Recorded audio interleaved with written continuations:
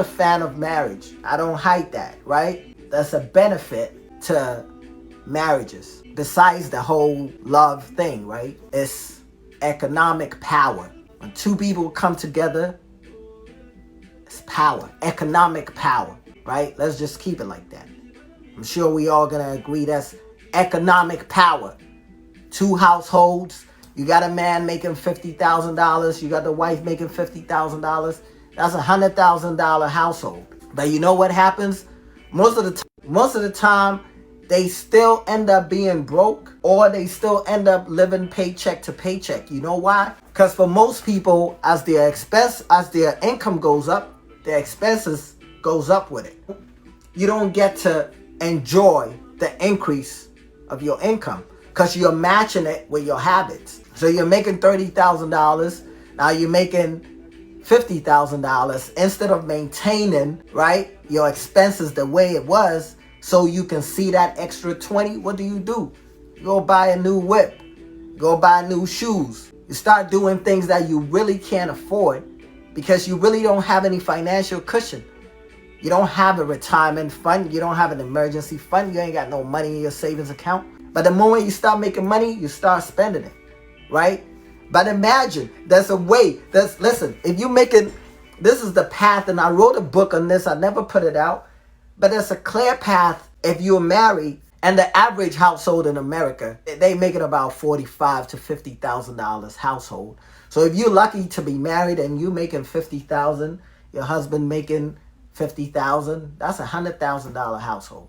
There's no reason why you shouldn't have $1 million pure cash money in 10 years. And you don't even have to do nothing, right? You don't have to do nothing. Listen to this logic, and this is facts. This is not an opinion.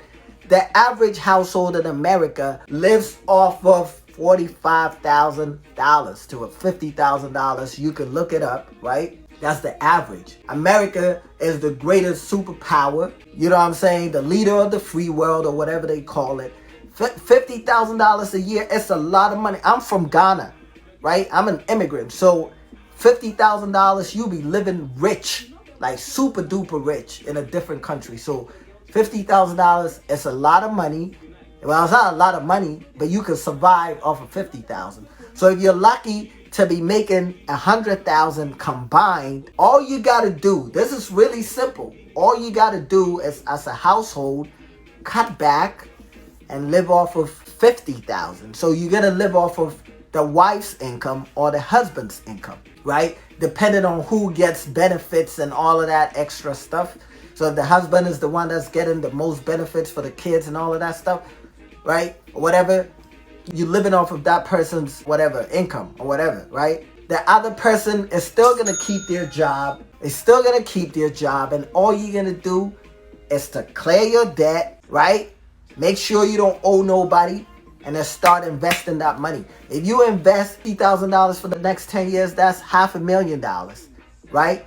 If that investment is bringing you 12% return, that's 12%. That's baby money. You know what I mean? That's baby money.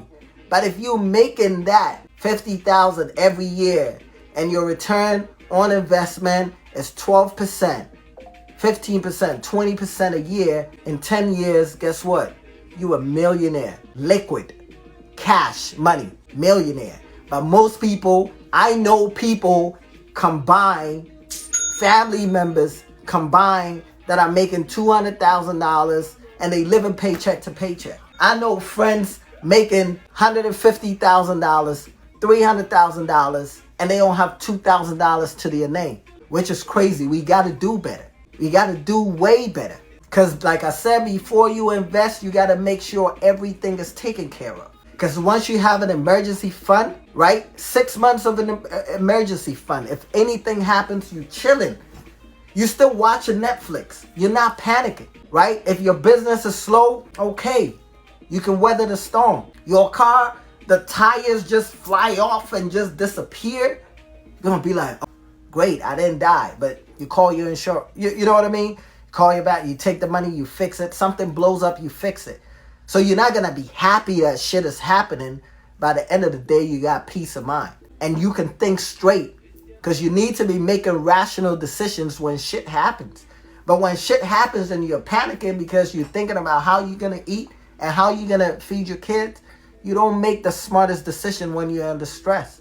You don't. You sign your life away, right? Like I say, you should never make deals when you are angry or when you're hungry.